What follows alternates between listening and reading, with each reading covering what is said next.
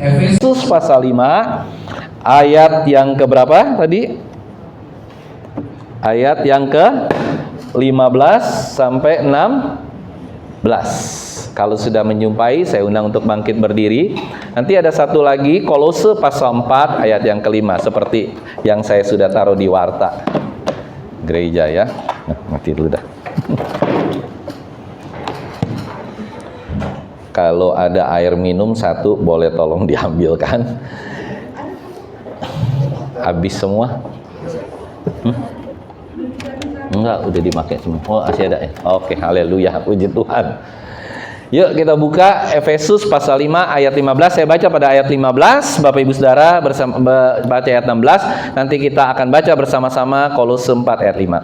Karena itu, perhatikanlah dengan seksama bagaimana kamu hidup.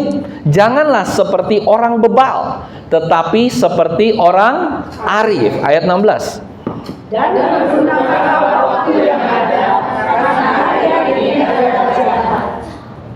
Yuk kita baca bersama-sama. 1, 2, 3. Kolose, oh udah ya. Kolose 4 ayat 5 ya. 1, 2, 3. Hiduplah. Hah? Oh belum. Hah? Efesus kan udah habis. 15, 16. Kolose 4 ayat 5. Benar gak? 1, 2, 3. Hiduplah dengan penuh hikmat terhadap orang-orang luar. Pergunakanlah waktu yang ada. Silakan duduk Bapak Ibu Saudara. Bapak Ibu Saudara yang terkasih, kalau kita mengerti orang paling kaya dan paling miskin itu sama-sama punya waktu yang sama. Orang kaya punya waktu satu hari berapa jam?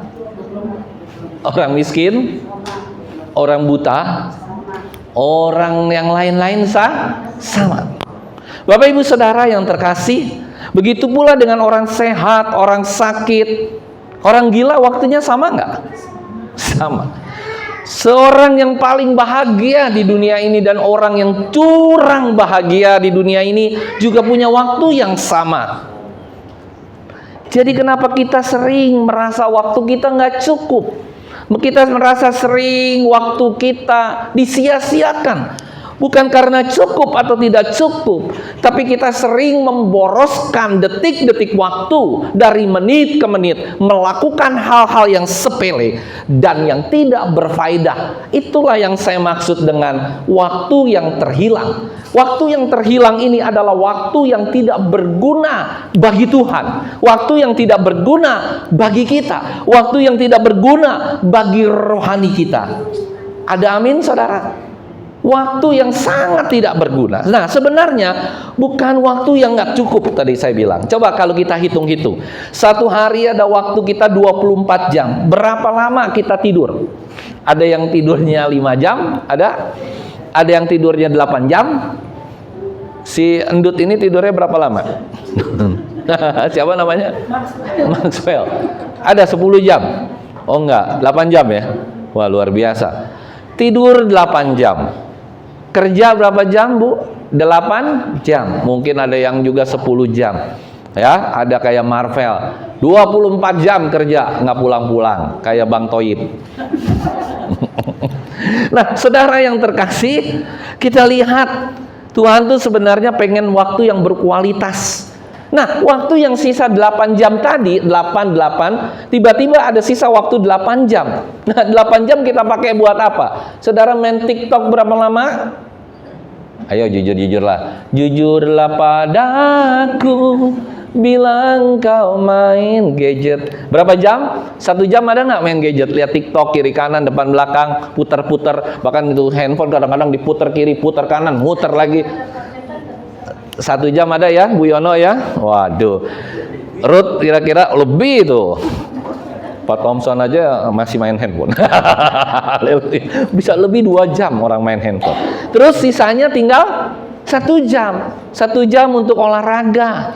1 jam lagi di jalanan ya. Deborah jalan dari sini ke kantor berapa jam tuh? 1 jam ada. Pulang pergi 2 2 jam. Jadi habis, belum ngobrol sama teman, belum kalau chatting yang itu berderet chattingan, saudara. Itu mungkin setengah jam, 1 jam. Habis dah waktunya. Tinggal mungkin beberapa puluh menit. Beberapa puluh menit ngantuk. Boro-boro kita mau baca firman, boro-boro kita mau berdoa, saudara. Sudah ngantuk, sudah nggak ada waktu sisa. Nah, Bapak Ibu Saudara, ini masih terlalu sedikit buat kita, kurang dari 10%. Bahkan waktu kita untuk Tuhan, waktu untuk yang tidak berguna itu bisa 90%. Kita hanya memberikan waktu sama Tuhan itu maksimal mungkin 3%, 5% kalau mujur.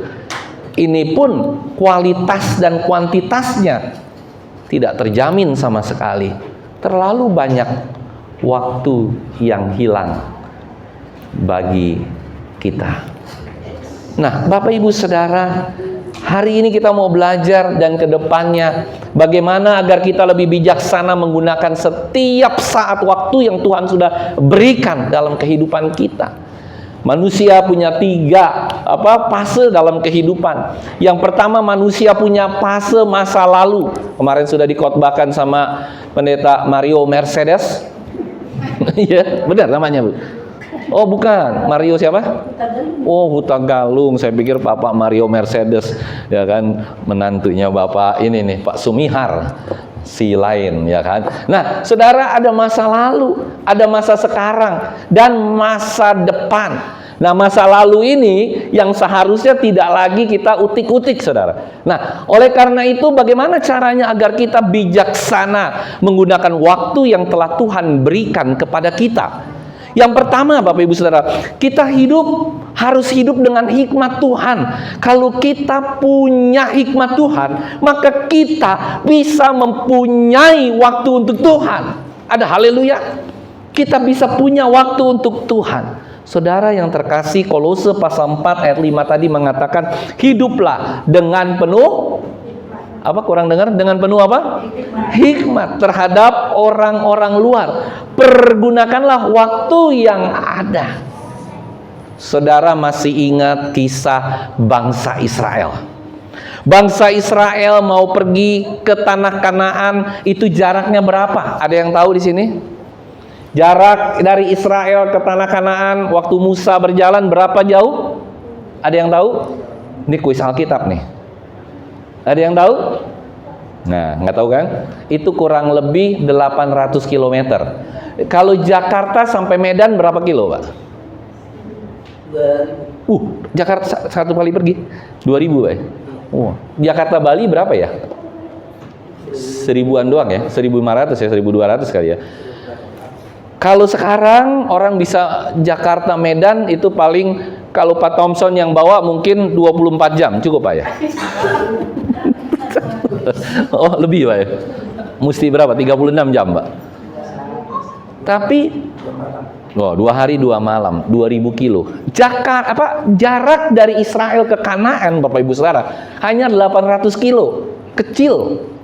Tetapi karena zaman dahulu mereka harus berjalan kurang lebih 11 sampai 25 hari, kurang lebih 1 bulan. Ya, Israel Kanaan. Perhatikan baik-baik nih. Israel ke Kanaan berapa lama tadi? 25 hari.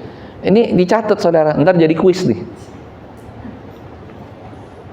Tanpa hikmat Tuhan, punya tegar tengkuk, punya segala sesuatu yang luar biasa. Bangsa Israel begitu diberkati oleh Tuhan. Berapa lama bangsa Israel dari Israel ke tanah Kanaan? Ada yang tahu? Berapa lama? Berapa Bu? 40 tahun. 25 hari Pak, Bu, 1 bulan. 1 bulan sampai 40 tahun itu kacau nggak? Kacau nggak?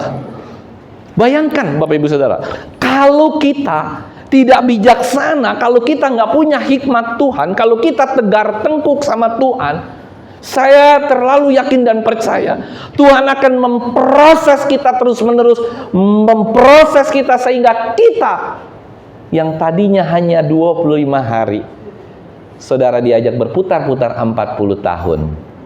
Mau? Halo? Mau? 40 tahun sedikit nggak?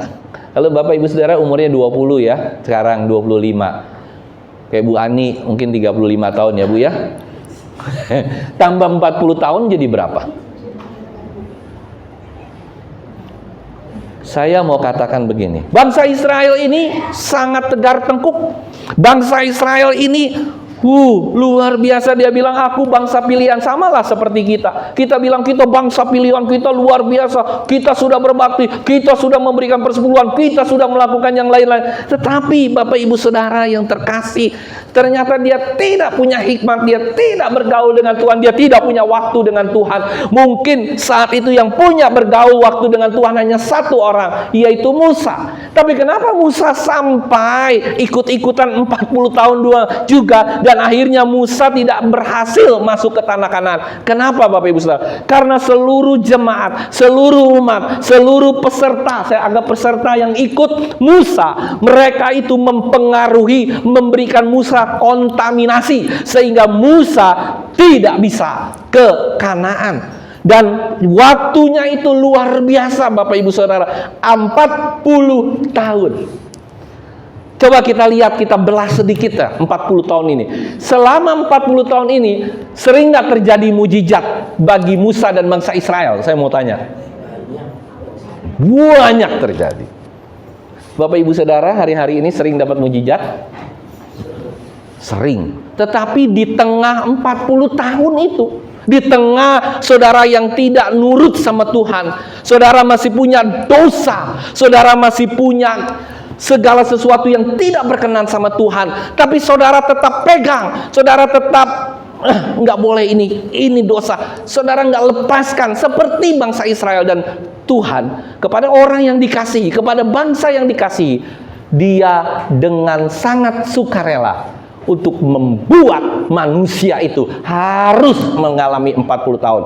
Kita mungkin nggak 40 tahun, kita mungkin lebih rendah, kita nggak tahu. Jadi jangan sampai kita berpikir, tenang saja, aku kan sudah dapat mujizat, aku kan selama hidupku juga baik-baik saja. Tapi hati-hati saudara, jangan-jangan kita ini seperti bangsa Israel yang 40 tahun diajak berputar-putar sama Tuhan, dan ujungnya kita tidak masuk ke tanah Kanaan. Dan lebih bahaya lagi, kita merasa Tuhan dekat dengan kita, kita merasa Tuhan menerima kita merasa kita diperhatikan sama Tuhan, tetapi tidak, Tuhan tidak mengenal kita sama seperti bangsa Israel. Saudara, bangsa Israel ini memang luar biasa tegar tengkuk.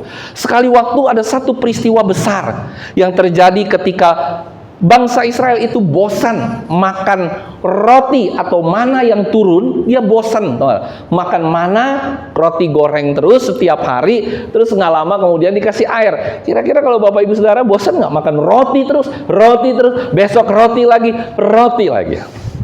bosan nggak? Tiap hari. Akhirnya bangsa Israel minta apa? Daging. 600.000 orang, kurang lebih 1 juta kalau sama wanita. Daging gitu kan. Akhirnya Tuhan kasih daging nggak? Halo? Dikasih daging. Tapi saudara tahu, mengerikan. Satu orang yang dikasih daging itu ternyata mengambil daging itu luar biasa besarnya. Berapa yang dia ambil? Saya sampai terkaget-kaget waktu saya buka lagi. Ternyata satu orang itu mengambil daging 2.200 kilogram. Saudara, kalau makan daging steak itu berapa ya? Berapa gram? Pak Thompson, Ibu tahu, Bu Teti? 200 gram ya. Kira-kira kalau Bapak Ibu Saudara sekali makan steak 1 kilo teler nggak? Ini satu burung Homer yang diambil sama bangsa Israel itu 2.200 kilogram. Berapa Homer? Jadi Tuhan membiarkan, Tuhan memberikan. Hati-hati saudara. Ya, kalau kita masih ditegur sama Tuhan, kalau kita hari-hari ini masih direm sama Tuhan, kalau hari-hari ini kita salah sedikit, sudah jatuh. Kita salah sedikit sudah ditegur sama Tuhan. Praise the Lord. Puji Tuhan. Tapi kalau saudara berjalan terus tidak ditegur sama Tuhan dengan segala kesalahan, itu hati-hati Bapak Ibu Saudara. Itu tandanya Tuhan sudah membiarkan. Dan suatu saat seperti bangsa Israel dibiarkan makan daging begitu banyak, akhirnya kolesterol, stroke, dan akhirnya mati saudara. Bayangkan. Saudara mau yang seperti itu? Makanya setiap hari minta sama Tuhan, ajar kami. Coba. Nah, saya udah kayak penyanyi nih. Coba. Nadanya terserah. Saya bisa semua. Saya ini lulusan jebolan Indonesian Idol. Jangan ketawa, serius. Coba. Jangan nyanyi dulu ya, saya dulu yang menghitung hari-hari. Agar apa saudara? Agar kami, apa saudara? Beroleh hati bijaksana. Itu saudara. Bapak Ibu Saudara yang terkasih, mari. Poin yang pertama yang ingin saya sampaikan adalah jangan bermain-main lagi sama Tuhan. Yang percaya katakan amin. Hari ini Tuhan tunggu. Tuhan lagi menunggu kita semua di tempat ini. Saya nggak tahu dosa apa yang saudara hari-hari ini sedang genggam dan tidak pernah saudara lepaskan dari tahun ke tahun, dari tahun ke tahun sampai puluhan tahun. Amin saudara. Saya beberapa hari yang lalu minta ampun sama Tuhan. Saya harus lepaskan dosa saya. Dan ternyata setelah saya lepaskan, wah, lega sekali saudara. Seakan-akan yang tadinya kalau saya suka lihat gitu kan di rumah, wah sekarang penuh sukacita. Istriku pun yang aku lihat kalau suka, ya suka begitulah saudara ya kan. Sekarang aku lihat kalau dia lagi sedang begitu-begitu, lumayan saudara. Kalau dulu kayak radio rusak, sekarang nggak lagi saudara ya kan. Sekarang kayak radio setengah-setengah. Ada haleluya. Jadi beda, situasi dan kondisinya beda. Ada amin saudara. Jadi itulah hari ini saya mau katakan, ayo, kalau kita punya dosa apapun, saya nggak tahu dosa Bapak Ibu Saudara yang harus saudara lepaskan. Jangan dosa itu ikut-ikutan di tahun 2025. Yang percaya katakan amin. Tinggalkan hari ini, tinggalkan hari ini. Jangan bawa-bawa lagi. Engkau bukan sinterklas dosa. Ya, Roh Kudus barusan berbicara sama saya. Sinterklas dosa. Engkau tidak membawa karung dosa. Hari ini kau taruh, lepaskan, saya yakin dan percaya. Tahun depan adalah tahun yang luar biasa buat Bapak Ibu Saudara. Saya yakin dan percaya ada pekerjaan Tuhan yang luar biasa. Jangan sampai lagu ini engkau ulangi setiap hari. Aku masih, gimana ya? Ini makanya Indonesian Idol kan. Aku masih. Terserah, nadanya mau apa aja boleh. Saya soalnya penyanyi. Tahu nggak buat aku mah? Aku masih seperti yang dulu, menunggumu. Apa tuh? Sampai hidup ini. Mohon maaf. Kenapa saya tidak menyambung? Karena nanti besok saya mau berlomba. Ada haleluya. Yang kedua, Bapak Ibu Saudara, hidup kita harus selalu mengucap syukur. Kalau kita nggak mau waktu kita terhilang, yang kedua kita harus mengucap syukur. Mazmur pasal 77 ayat 12, saya bacakan saja. Aku hendak mengingat perbuatan-perbuatan Tuhan. Ya, aku hendak mengingat keajaiban-keajaiban-Mu dari zaman purbakala. Bapak Ibu Saudara, apapun yang terjadi dalam hidup kita, kita tetap mengucap syukur. Ada amin? Dalam keadaan saudara susah, dalam keadaan saudara senang, dalam keadaan apapun, kantongmu tebalkah, kantongmu tipiskah, kantongmu kosongkah, asal jangan otakmu yang kosong, semua boleh kosong saudara. Ya kan, wanita kan paling nggak senang 3 kosong. Otak kosong, kantong kosong, satu lagi apa? Dompet sama kantong sama. Dompet kosong, otak kosong, satu lagi apa tuh? Omong kosong. Nah, itu dia. Saya udah lupa tuh apa dia. Wah, hebat ini. Bapak pendeta ini tahu omong kosong. Omong kosong itu wanita paling nggak suka, saudara. Nah, saudara, saya mau katakan, kalau saudara divonis apapun, kalau saudara seakan-akan gelap di tahun ke depan, tenang, mengucap syukur. Saya mau tanya satu hal. Lebih bangga mana saudara, punya istri cantik atau istri jelek? Bapak-bapak, lebih bangga mana, punya istri cantik atau istri jelek? Pak Yono? Pak Yono jauh-jauh ya. Nah? Cantik Bapak. Lebih punya istri cantik? Cantik. Lebih mending mana, punya suami jelek apa ganteng? Ganteng, keren?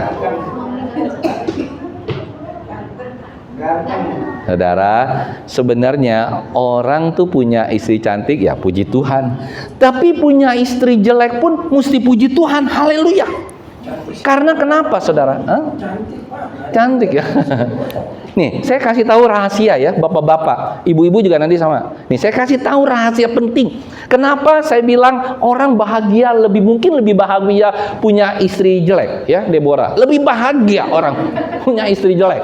Bukan Deborah jelek, tapi orang bahagia punya istri jelek. Kenapa, saudara? Oke, saya kasih tahu satu. Gak banyak biaya, Pak.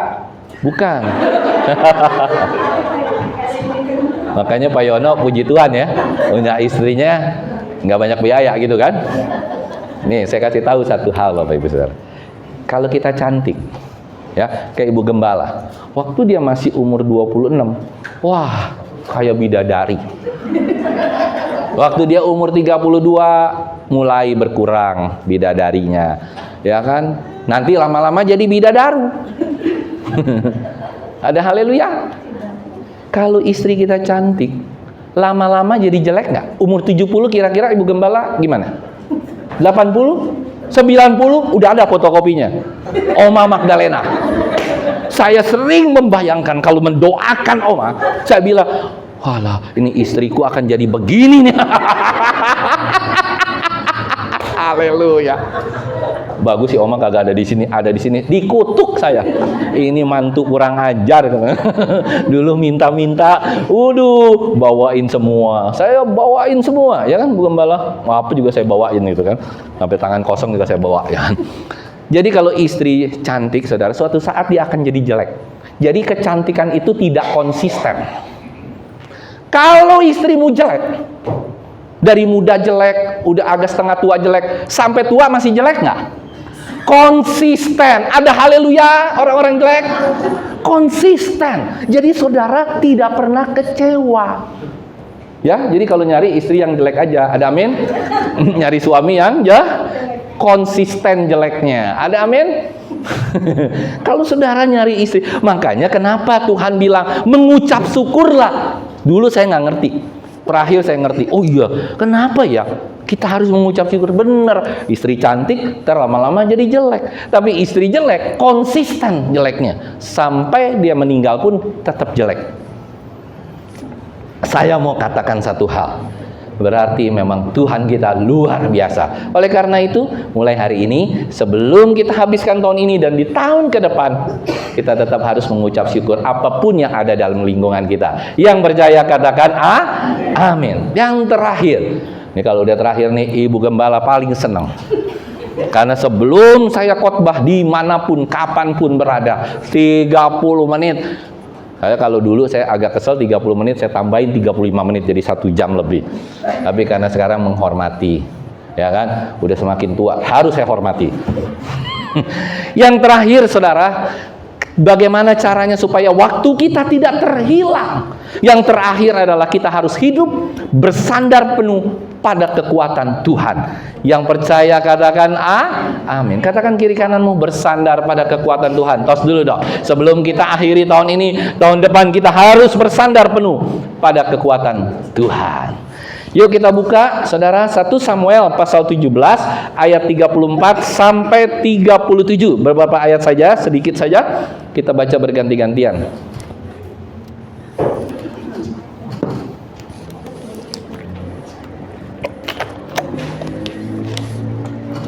Saya baca ayat 34 ya.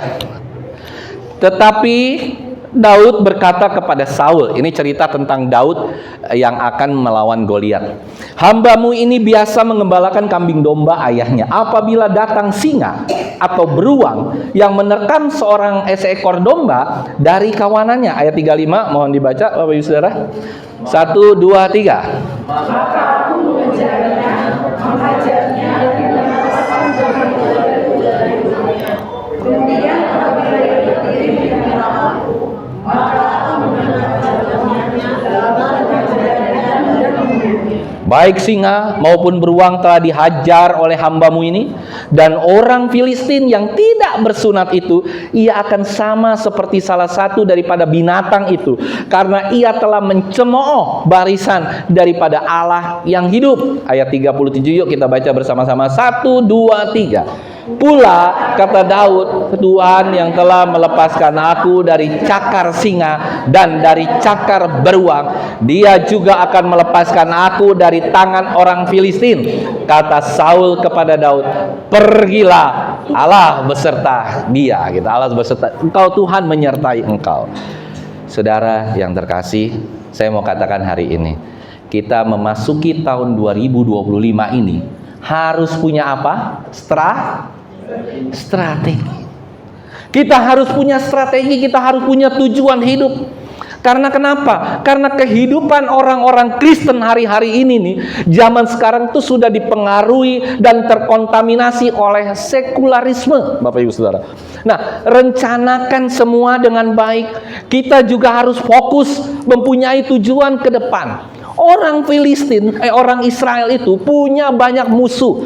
Salah satu musuhnya adalah orang Filistin, suku Moab, Amon dan sekitarnya. Itulah musuh-musuh orang Israel. Ketika orang Israel ini bertemu dengan orang Filistin ingin berperang, tadinya sudah mau berhadap-hadapan, sudah mau berperang, tiba-tiba orang Filistin mengajukan satu opsional, yaitu dia bilang, kita nggak usah berperang, tapi dari antara kita ada satu orang yang akan melawan satu orang dari Filistin, melawan satu orang Israel. Namanya siapa saudara? Goliat. Israelnya nanti akan muncul namanya Daud. Nah, saudara, luar biasa. Goliat itu seorang pendekar yang tingginya kurang lebih kalau dikonversi adalah 2,7 meter atau 3 meter. Di sini ada nggak yang tingginya 2 meter? Nggak ada kan? Ada nggak yang tingginya 2 meter? Pak Sumihar tinggi kan ya? Pak Sumihar tinggi loh. 180 ada ya? Tapi nggak nyampe 2 meter ya. Kalau ini Goliat 2,7 Pak. Jadi mungkin Pak Sumihar ditambah sama Ibu Gembala. Nah itu baru itu pas 2,7 kalau saya lihat. Ya kan, logikanya begitu kan, logikanya. Saudara, bayangin, Goliat itu pakai baju, itu kurang lebih setelah saya hitung-hitung 92 kilo. Kita pakai baju 92 kilo, mandek saudara, nggak bisa bergerak. Ya kan, Bu Teti pakai 92 kilo, Bu Teti 90 kilo. Wah, bayangin kalau 90 tambah 90, 180 kilo, nggak bisa jalan. Dia bawa pedang satunya itu 9 kilo, tangan kanan 9 kilo, tangan kiri, saudara. Tombaknya juga sama, mungkin 5-7 kilo. Saudara, dalam hitungan kertas itu nggak mungkin Daud akan menang melawan Goliat. Kita bisa permisalkan saja. Pak Jufan, ya, kalau melawan Mike Tyson, kira-kira menang siapa? Nah, ini kita permisalnya. Atau Pak Budi lawan Mike Tyson, kira-kira menang siapa, Pak? Bisa masuk ICU, ICU lagi, ya kan? Jadi nggak mungkin menang, saudara. Tetapi ada yang luar biasa. Daud menganggap Goliat itu bukan manusia. Ini, saudara kalau baca perhatikan Alkitab dengan benar, Daud itu menganggap Goliat itu siapa, saudara? Ini belum pernah nih ada pendeta khotbahin. Saya juga baru sekali nih. Saya kemarin melihat, wah iya benar. Daud menganggap Goliat itu binatang buas, singa, beruang. Luar biasa ya, dia bilang, ini sama singa, ini sama beruang yang dulu aku pernah berantem, aku tarik janggutnya, aku robek mulutnya. Luar biasa ya. Nah, jadi ketika Daud itu menghadapi Goliat, ini sama dengan kita masuk tahun 2025. Kita akan menghadapi masalah besar di tahun 2025. Yang percaya katakan amin. Kita akan menghadapi Goliat permasalahan, baik Goliat keuangan, baik Goliat rumah tangga, baik Goliat apapun saudara, kita akan hadapi. Bagaimana strategi kita agar kita bisa menang di dalam menghadapi Goliat tersebut? Yang pertama, Daud itu memiliki keteguhan hati. Dia katakan di dalam firman Tuhan 1 Samuel pasal 17 tadi, yang sebelumnya dia katakan, dia tidak tawar hati. Dia seorang anak muda yang tampil dengan berani, dan dia tidak pernah tawar hati. Dia bilang, ayo kita hadapi, jangan pernah tawar hati. Ketika kita masuk di tahun 2025, yang percaya katakan amin. Katakan kiri kananmu, jangan tawar hati. Walau dompetmu kosong, walau asal jangan otak kosong, walaupun kau sering omong kosong, jangan tawar hati. Tahun 2025 bukan tawar hati, tapi kita harus semangat menghadapi tahun 2025 dengan keberanian hati. Yang percaya katakan amin. Yang kedua, Bapak Ibu Saudara, Daud fokus pada lawannya, dan dia tahu persis kelemahan dan kekuatan dirinya. Dia tahu persis kelemahan dan kekuatan Goliat lawannya. Daud tahu persis kekuatan dalam dirinya. Apa kekuatan Daud? Kekuatan Daud adalah keberanian.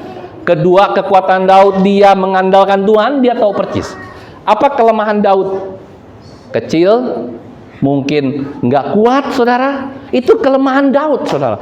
Nah, jadi Daud tahu persis segala kelebihan Daud apa? Dia punya pengalaman. Yang percaya katakan amin. Dia punya pengalaman melawan singa dan dia menang. Dia punya pengalaman melawan beruang dan dia menang. Dia bisa mencabik-cabik, janggutnya bisa dicopot, dia menang, saudara. Saya mau katakan hari ini, Bapak Ibu Saudara, di tahun 2023, di tahun 2024, di tahun 2022, 21 dan seterusnya, saudara sudah punya banyak pengalaman. Ada amin, saudara? Itulah yang akan menjadi kekuatan kita untuk kita bisa survive, untuk kita bisa bertahan di tahun 2025. Kita harus mengenal kekuatan kita, kita harus mengenal kelemahan kita. Ada amin, saudara?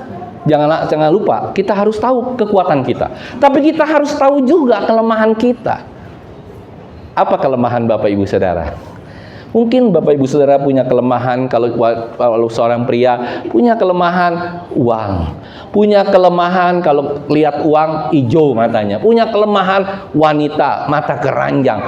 Kelemahan-kelemahan itulah yang harus kita pelajari untuk potensi kita tidak kalah terhadap serangan-serangan apapun yang akan terjadi ke depan. Seperti Daud melawan Goliat. Dia tahu kekuatannya, dia tahu kelemahannya, dan dia tahu kekuatan dan kelemahan Goliat. Yang percaya katakan amin. Daud juga punya satu hal, saudara. Saya mau katakan sama kita semua, kalau saudara nih sudah di penghujung tahun ini, apa yang saudara pikirkan sebentar lagi tahun 2025? Apa yang kita pikirkan? Kita mau jadi orang yang biasa? Halo? Kita mau jadi orang yang luar biasa?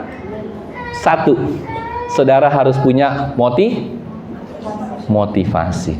Saudara harus bisa memotivasi diri saudara sendiri, sehingga ketika saudara memotivasi diri saudara, aku harus bisa, aku harus berhasil, aku harus menjadi lebih baik, saudara. Saya memotivasi diri saya sendiri, aku harus belajar lagi firman Tuhan. PA untuk jemaat lebih dalam lagi. Semua harus selesai. Kitab Kejadian, Keluaran, itu motivasi. Bapak Ibu Saudara juga di dalam hidup ke depan harus punya motivasi yang luar biasa untuk menghadapi tahun 2025 yang berat ini, yang tidak ada harapan. Tetapi saya yakin dan percaya bersama dengan Tuhan ada kekuatan yang selalu baru. Ada amin, saudara?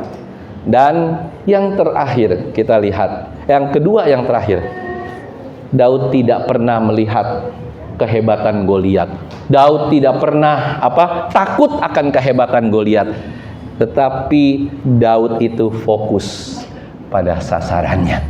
Katakan kiri kananmu, kau harus fokus pada sasaran hidupmu. Katakan kiri kanan, fokus pada hidupmu. Apa saudara? Fokus target gitu. Saya mau tanya, ini ada satu kisah yang aneh antara Daud dan Goliat. Saya perhatikan dalam sekali. Kok aneh ya? Daud waktu melawan Goliat, dia nggak mau pakai pakaian, keberatan juga sih ya, kan orangnya kecil. Wah, dia bilang enggak, katanya saya nggak mau pakai apa-apa, saya mau pakai pedang sama ketepel aja. Sedangkan Goliat yang sudah tahu nggak ada lawannya, Goliat tetap pakai nggak saudara pakaiannya? Tetap pakai pedangnya, ininya juga dipakai saudara, apa namanya, topi kebesarannya dipakai saudara. Cuman jidatnya doang yang nggak dilindungi saudara. Nah, hebatnya Daud, dia tidak tertipu dia tidak takut dengan pedangnya Goliat, dia tidak takut dengan pakaiannya Goliat, dia tidak takut dengan semuanya Goliat. Yang dia fokusin hanya satu saudara. Apa saudara? Jidatnya Goliat. Hebat ya. Saudara perhatikan, sama kita juga begitu. Di tahun depan kita nggak usah terlalu banyak fokus pada hal-hal yang lain. Ekonomi akan begini, boleh kita asal tahu saja ini akan begini. Waduh bahaya ya, nanti mobil listrik nggak akan ada lagi di tahun depan, jadi setrikaan saudara. Ya kan, banyak orang berasumsi yang lain-lain.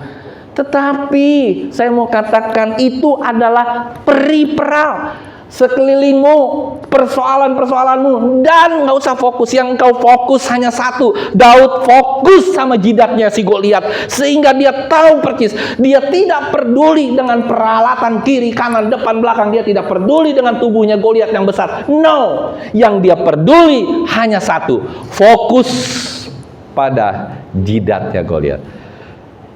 Apa artinya saudara? Dalam pelayanan, saya kemarin dulu juga khotbah di tempatnya Bapak Pendeta Feby, fokus, nggak peduli mau jemaat seorang kek, 2 orang kek, 5 orang kek. Saya udah cerita dulu pertama kali kita jemaat kita nih hanya 3 orang, nenek-nenek 4 orang gitu ya, remako. Tahu nggak artinya apa saudara remako? Remaja kolot. Remaja kolot itu maksudnya orang tua. Remako. Nggak peduli. Kita hanya fokus pada apa yang sudah diperintahkan Tuhan. Jalan, fokus untuk keselamatan, untuk jemaat bisa menerima hidup yang kekal.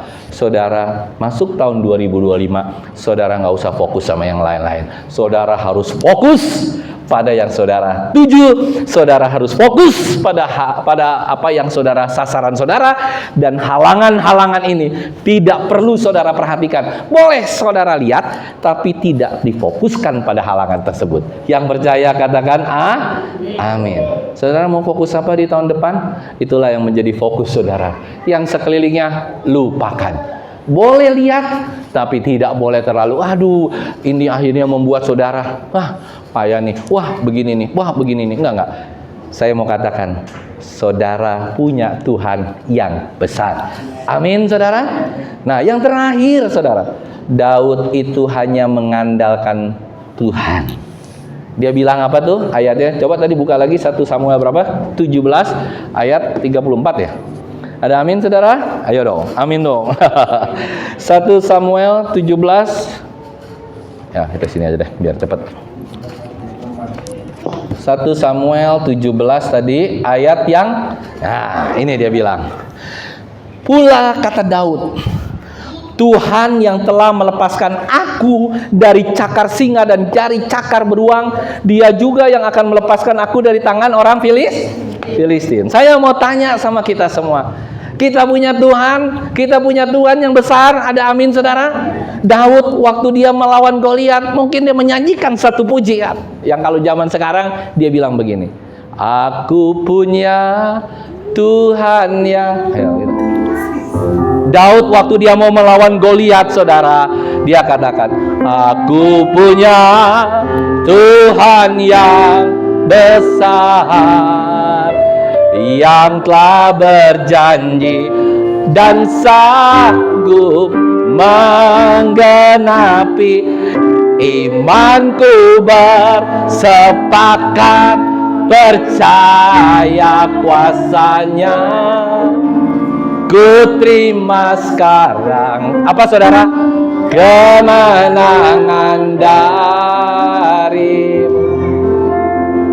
buat Daud, semuanya mungkin kelihatan, waduh, ngeper juga Daud. Tapi ketika Daud punya Tuhan, saya mau tanya sama kita semua hari ini, saudara punya Tuhan? Tahun 2025, kalau saudara tetap berjalan bersama dengan Tuhan, saya yakin dan percaya, kita akan duduk lagi tahun depan di tempat ini dengan sewajah yang berbeda. Yang percaya katakan amin. Mungkin tahun depan bukan hanya saudara diberikan kelimpahan secara harta, itu pasti. Tapi kehidupan saudara akan mengalami kehidupan yang berbeda, sukacita yang luar biasa. Karena Tuhan yang kita sembah, Dia Allah Immanuel, Dia Allah yang beserta dengan kita. Oleh karena itu saya katakan, ingin katakan, tahun depan jangan buang lagi waktumu, sehingga waktumu menjadi terhilang kembali. Tahun ini mungkin engkau waktumu sudah banyak terhilang untuk hal-hal yang dunia. Tahun depan saudara harus bilang, tutup tahun ini, tutup tahun, tapi tidak tutup dompet. Ada haleluya? Tutup tahun, tutup dosa kita, serahkan segala sesuatu keburukan kita. Di tahun depan kita berbeda. Saya yakin dan percaya, bukan hanya surga yang engkau dapatkan, tapi engkau akan mempunyai kehidupan yang luar biasa. Saya yakin dan percaya.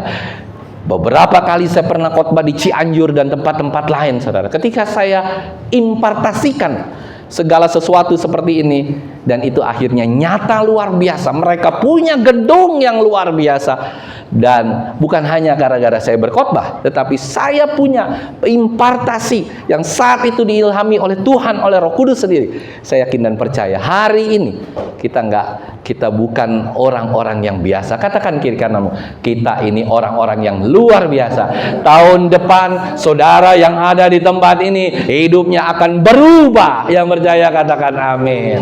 Saya yakin dan percaya, yang tadinya punya mobil satu, punya mobil listrik, besok punya mobil halilintar. Ada haleluya. Bukan hanya listrik, mobil halilintar yang ketika dijemur saja tidak perlu energi lagi, mobil itu akan jalan sendiri. Yang percaya katakan amin. Dan itu sudah ada di luar, ya, di dalam belum, di luar sudah ada, di Inggris, di mana-mana sudah. Saya yakin dan percaya kita semua nih hidupnya akan Tuhan ubahkan. Mau nggak? Haleluya. Ada haleluya. Tuhan hanya membutuhkan satu.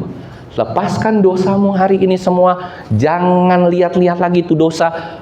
Buang sudah jauh-jauh.